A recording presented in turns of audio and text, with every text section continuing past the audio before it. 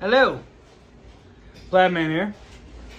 I realize I should probably wear my plaid hat. Oh my god. Where the fuck did I put it? Okay. Gee, mini Christmas. There we go. Flatman here.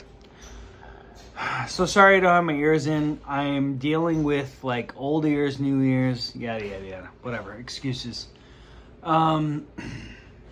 So I want to talk about something that's very uncomfortable, which is RAPE, which is the four-letter word that pretty much no one wants to talk about because it's nasty, it's horrible, there's no right answer, and I'm going to give you the unpopular opinion about it.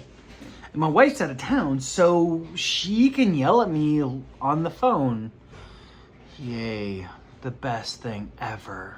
When your woman yells at you on the phone. All right, so I'm gonna break it down. The simplicity of it is, if a man forces himself on a woman, that's unforgivable. There is no excuse whatsoever, hands down, no ifs, ands, or buts about it, okay? And frankly, I think my understanding, my reality throughout history, if a man did that to a woman, he was treated extremely harshly, like as in he was killed, like he was just straight up killed, not like his Johnson was chopped off or things like that. No, he was just killed. Okay, so in times gone by throughout history, in uncivilized society, that's how humans dealt with that thing. Where it's like, dude did something uncouth to a woman. He was dealt with by being removed from society permanently. And then you fast forward, and I don't really know when it changed. Now, I will give this big caveat. Like, this isn't caveat. I don't know what caveat should be. This big disclaimer. Throughout history,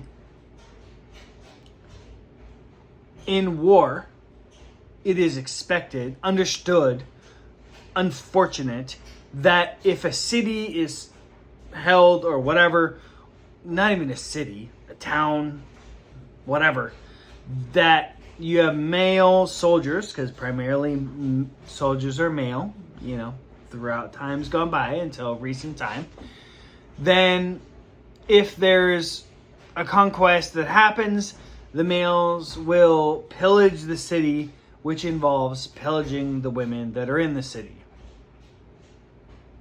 So that is the thing that happens.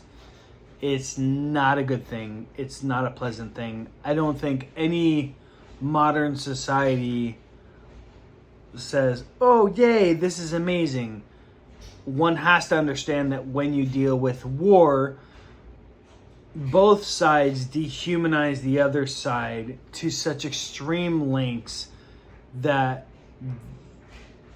they literally dehumanize. They make the other side appear as if they're less than normal. And it doesn't justify what they're doing, but it does if you account for all the things of like, hey, waiting for months and months and months in like really crappy living conditions and being fired at with arrows and having your friends die and this and like having people die from really crappy living conditions and yada yada yada, you're gonna be less inclined to give a crap about the people in the city.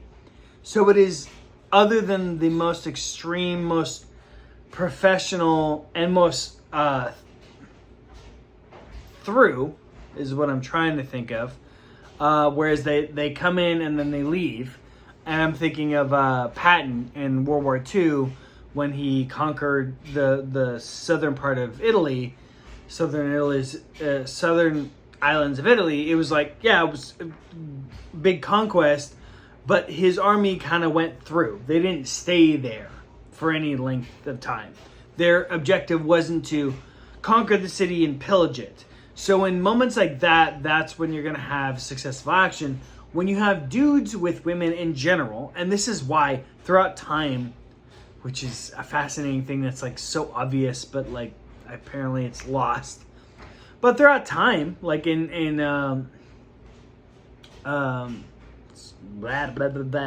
Pirates, in ships, women were not allowed on ships. And the reason for that was you have men in the ships, like primarily men, any woman there for any length of time, it's kind of just a matter of time until something bad happens. And I feel like I have to go into history, where it's just like, okay, this concept of like a man marrying a woman, one man marrying one woman, yada yada yada, that's a relatively new concept. Not necessarily new, like it's probably 400 years old or something like that. The ancient Greeks, ancient Romans had this concept. But before that, I don't know if it was like super new. I don't know if it was super applied. And more specifically, I don't know if it certainly was applied to the way that we have it in modern day.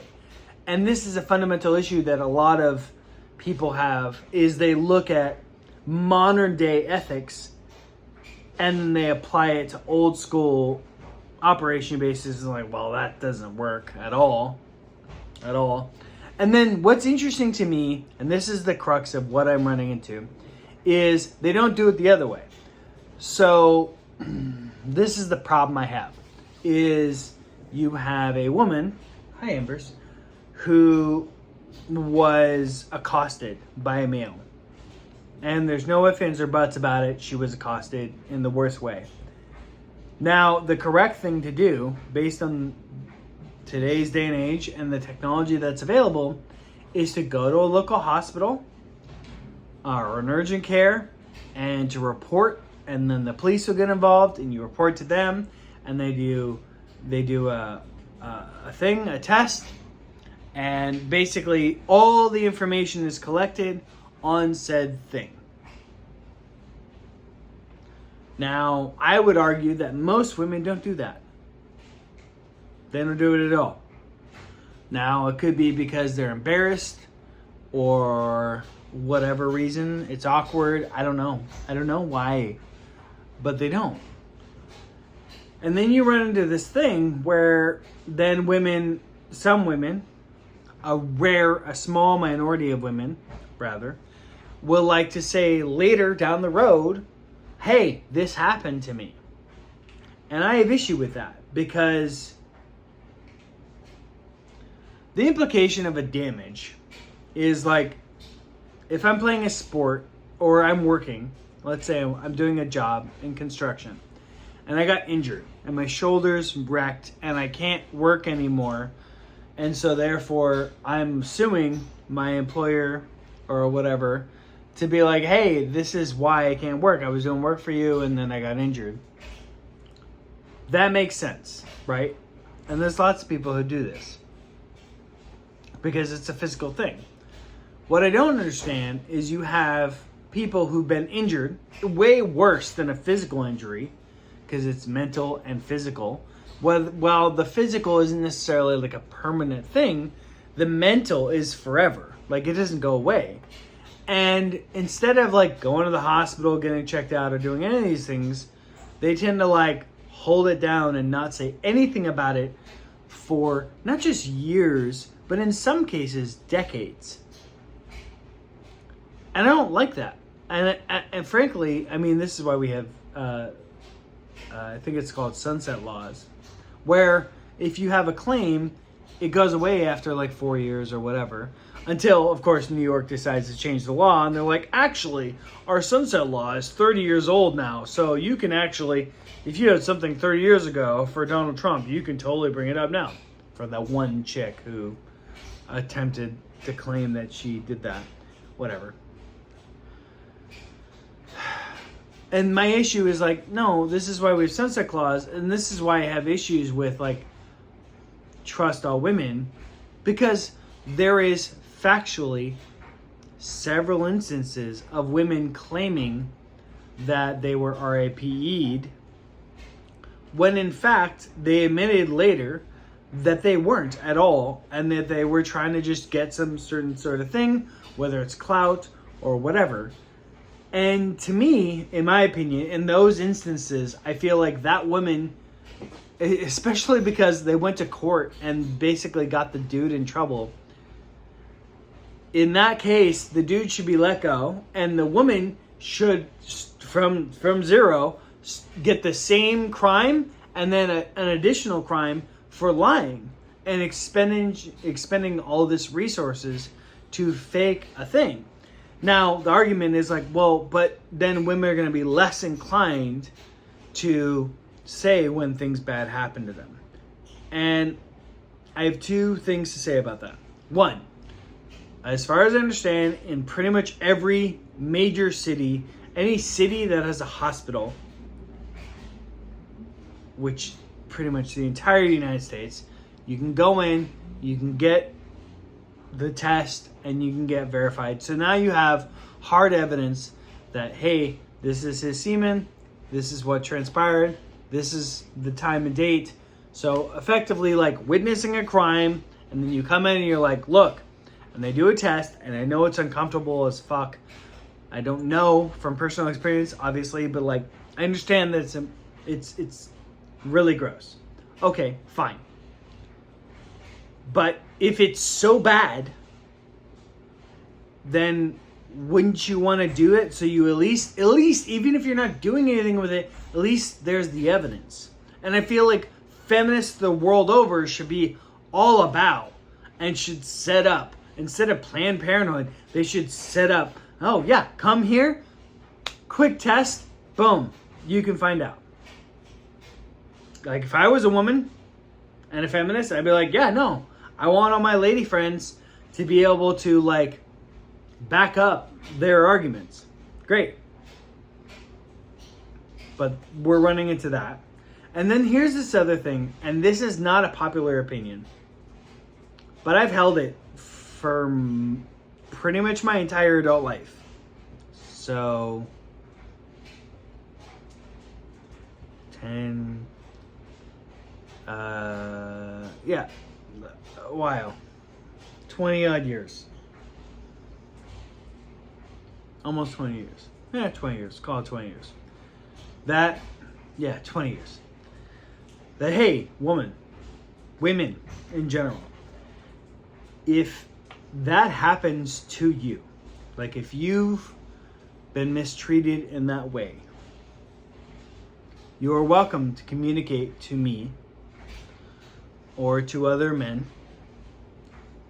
And as far as, generally speaking, we're going to believe you. Like obviously we're going to ask information to get some clarity, but we're going to believe you. And then we're going to handle it like it was handled in past times. Now, that doesn't necessarily mean, okay, that person is not going to live anymore, because we do live in a civilized society, and that causes problems for its own right. And furthermore, especially because there has been so many iterations of women saying this happened and it didn't actually happen, there's going to be a level, unfortunately, of qualifying it. So I'll just speak for myself. But I feel like I'm speaking truthfully for most red-blooded male Americans, at least the ones worth the name, is, hey, women, if you tell us that a thing happened of this caliber, and you tell us the name, we're going to go and have a conversation with that individual. And based on how that conversation goes, a couple of things will happen. The least of which will be he will have some physical altercations to his face and maybe body, and a overt indicator that if he ever attempts to do something like that again, that it will be worse. That's kind of the light version. That's just going to happen. Because as a civilized society would be, if somebody commits a crime like stealing, there should be an immediate repercussion for stealing. If they're not going to be put in jail, then, in other times they would just cut off their hand. But frankly, there should be some repercussion for stealing. If it's a small thing, there's a small repercussion. If it's a bigger thing, there's a bigger repercussion. Unfortunately, our system is kind of fucked right now, but that's kind of the nuts and bolts. So women, if you've had a thing and you know the guy, and this is kind of the last thing I want to say. If you've had an unfortunate incident and you know the perpetrator of said incident, realize that you're effectively harboring a criminal. And that it's not unethical or uncouth of you to inform your local people, which is the government is supposed to be representative of the people. And if the government's not doing their job, then it behooves you to inform the people, because having this terminal who did this uncouth thing to you let loose and there's no restriction, he hasn't been turned in, nothing has happened. Realize that if he does it again, which the likelihood is more than 50%, then in a way, anytime he does it, unfortunately, that's also on you because you didn't inform anyone. Now, if you informed people and you tried everything and you did all this stuff and you found no other recourse and you're like, oh my God, I've tried. My family doesn't believe me. It was my uncle and nobody believes me and this, that, and the other thing. I empathize. I will say this. The internet is a place and there are plenty of places of plenty of resources out there at your disposal.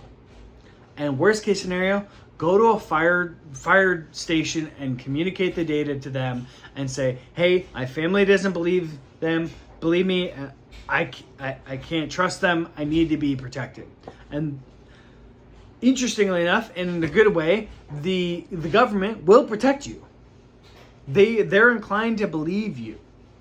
But realize that you're in a modern world, you have way more freedom than pretty much anywhere else in the world. And if you don't want this action to ever happen to anybody else, it is your responsibility to stand up and to report it if it happens to you. Obviously, fight it so it doesn't happen to you, but report it if it happens to you. And then if nothing happens, realize that I guarantee you, every woman knows 5 guys. And out of those 5 guys, there's at least one who, with limited questions, will make sure that the perpetrator is confronted. Because I'm sure that 1 out of 5 guys, he knows a bunch of guys, and they will show up at 2 o'clock in the morning and have a conversation with him. And I've had this conversation with several women, and they're like, oh, I don't want this. And they're kind of uncomfortable. They don't want that to be put on them. Understand. But realize that the worst thing has already been put on you. So all a good guy can do, which is our job, by the way. Like, I think I've made videos about this, but effectively, women's job is to say, I have a problem, I need help. I want this, I want this, I want this. Women's job is to say, I want blah. And a man's job is to be like, okay, I'll figure it out and make it work. That's a mega simplification of the male-female dynamic. That being the case, it doesn't have to be a relationship. It can be friends too. Because I've communicated this to friend girls and myself. And I've communicated like, well, let me know who the guy is. And they won't tell me. And I think that's so weird. And weird is not the right word. It's actually upsetting. I didn't know how to force them to tell me the name. Because I felt like it was too in vain with the whole issue. But to me, that's kind of disgusting. Like, it's one thing to be like, I don't rat. If you're a criminal working with other criminals and you don't want to rap on a criminal, then okay. But that's not what we're talking about. If you were accosted, why wouldn't you want to communicate to other people who you were accosted by? Why wouldn't you want to tell everyone? Like the whole YouTube, Twitter's, every space. Minimally, why wouldn't you want to tell people who could actually do something about it? Like if you're unwilling to go through the legal system, why wouldn't you want to go back to the old school system, which is inform those that you trust and let them deal with it, and then be like, I don't want to hear about it, and you can be excused from knowing because they won't tell you. And I guarantee you 9 out of 10 women, if not 100% of women, know 5 guys. 100% of women know 5 guys, and out of those 5 guys, there's always at least one who'll do it right. So women, I don't know if I want to say be more feminist or less feminist, but be more humanist, because nobody wins at all having people who will do RAPE and not be handled. Literally, as a society, as a humankind, nobody wins. So it is, if that happens to you, I have empathy and sympathy for you, but it is also your responsibility to be like, because it is a crime against humanity, and you to be like, hey, friend that I respect, that I like, help. Here's the information, please. I know this is a disgusting topic. I'm so sorry for bringing it up. It just came up while I was outside, and I had to make a video about it. So I love you all. Climbing out. Sorry about the hat and whatever. Just, I love you all. Climbing out. Bye.